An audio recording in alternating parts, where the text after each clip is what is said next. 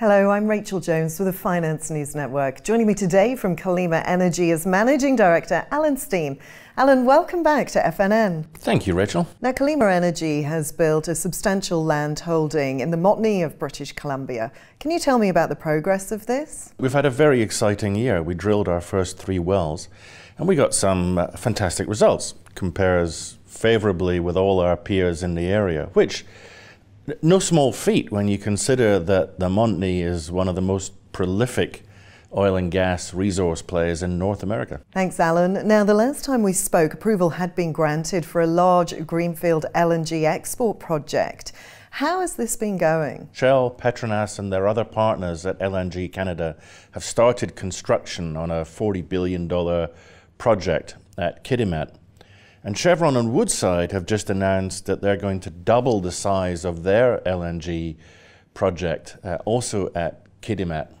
And the demand from just those 2 projects alone will transform the gas market in Western Canada. So some very exciting times ahead. Now let's talk about the Montney project in more detail. Can you start by telling me more about the drilling? Yeah, Rachel, the drilling went very well. We drilled 3 wells and we got, exciting results. We flowed more than 10 million cubic feet of gas per day.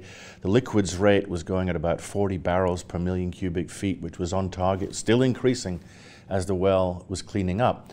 And our independent reserves auditors have now determined that we have contingent and prospective resources in excess of 3 trillion cubic feet of gas and 160 million barrels of condensate and natural gas liquids. That's great. And what can you tell me about the leases? Well, now that we've drilled those wells, we've been able to convert about 60% of the leases in our central landholding area into long-term production licenses, which gives us security of tenure and a lot of flexibility about how we go forward. And what about strategy moving forward? Now that we've proved the area is as productive as we thought it was going to be, we're now very much focused on putting together all the building blocks of a field development plan so that we can bring this area into production.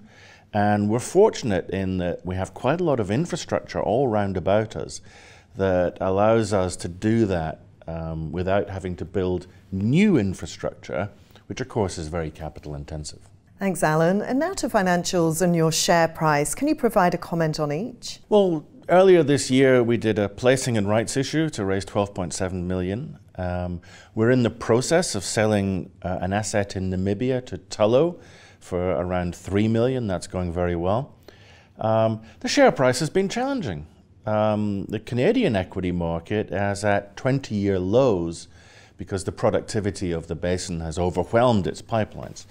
And we find ourselves tracking the Canadian equity market, which is frustrating. But we're on the edge now of a lot of new infrastructure coming in the basin. So sometime next year, we expect to see the balance between supply and demand switching as we open up new pipelines and there's new domestic demand. So we think we're sort of on the edge of quite a strong recovery in the Canadian E&P sector, and so hopefully share prices will react accordingly. Let's hope so. And to the last question now, Alan, where do you see the company in 12 months' time? Well, look, I think we'd like to be obviously on a very strong financial footing. We have the finances in place for the next 12 months and beyond. We will have all the building blocks of our field development plan in place. I think we'll be excited to be part of a very strong recovery in the Canadian energy sector, and particularly as people look to the demand that's going to come from those LNG projects. It's going to open up all sorts of opportunities for us to do strategic partnerships and joint ventures so that we can bring these projects along in a way that delivers value to the shareholders. Alan Stein, thanks for the update. Thank you, Rachel.